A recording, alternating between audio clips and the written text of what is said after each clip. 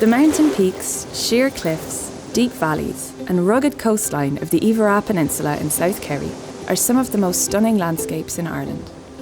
But landscapes don't just appear suddenly. They're formed over incomprehensibly long periods of time. On Iveragh, we can see evidence of over 385 million years of history. During this time, dramatic events have created the unique and spectacular landscape of the Iveragh that we know today. Rolling back in time from the present, the area has travelled across the equator on the slow conveyor belt of plate tectonics, and at various times has been covered by barren deserts, submerged beneath tropical seas, caught up in continental collisions, and overridden by vast ice sheets. Our journey starts in the Devonian period, over 385 million years ago, just south of the equator, on a continent called Laurussia. Iveragh was a hot, dry place at the western edge of a vast area of subsidence known as the Munster Basin.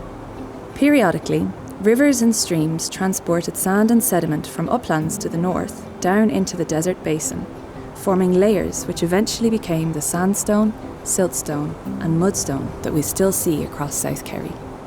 Within these layers, there's evidence of the ancient floodplain environment, including ripple marks caused by water and mud cracks that formed as the surface dried out, just like you see in deserts today. In the Devonian period, the first trees started to sprout across the Munster Basin. Some of the first invertebrates, animals similar to centipedes, mites, and scorpions, were beginning to scuttle around. And in a momentous step in evolution, some of the first four-legged vertebrates left the water at this time and started walking on land. These tetrapods, animals a bit like a large salamander, left their footprints in the mud as evidence of their presence where Valentia Island is today. As it underwent a lot of stretching and subsidence, the Earth's crust beneath Iveragh in the Devonian was relatively thin. This meant that at certain points, magma was able to ascend and mix with sediment at the surface. On modern-day Beganish Island, the magma cooled to form hexagonal columns. Elsewhere, solidified ash deposits are further evidence of volcanic activity. Throughout this time, Laurussia was slowly drifting towards another large continent, Gondwana.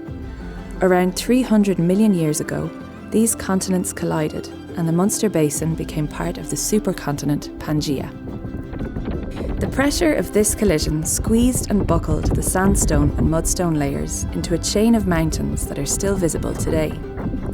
This pressure also squeezed and deformed the tiny grains within the mudstone layers so much that they formed slate.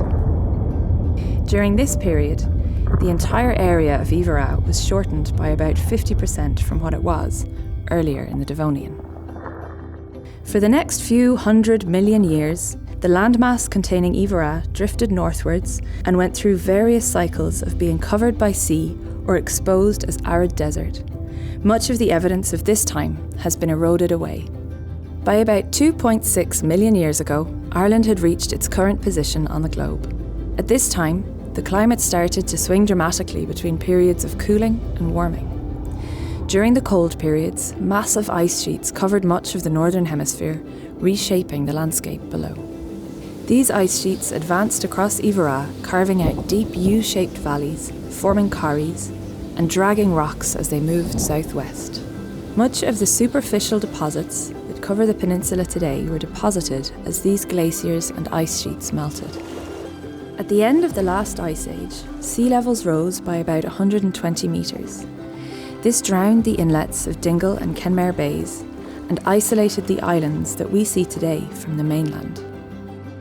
Plants and animals returned, and by the time the first humans arrived, about 6,000 years ago, the area was covered in dense woodlands and populated by giant Irish deer, reindeer, wolves, and brown bears.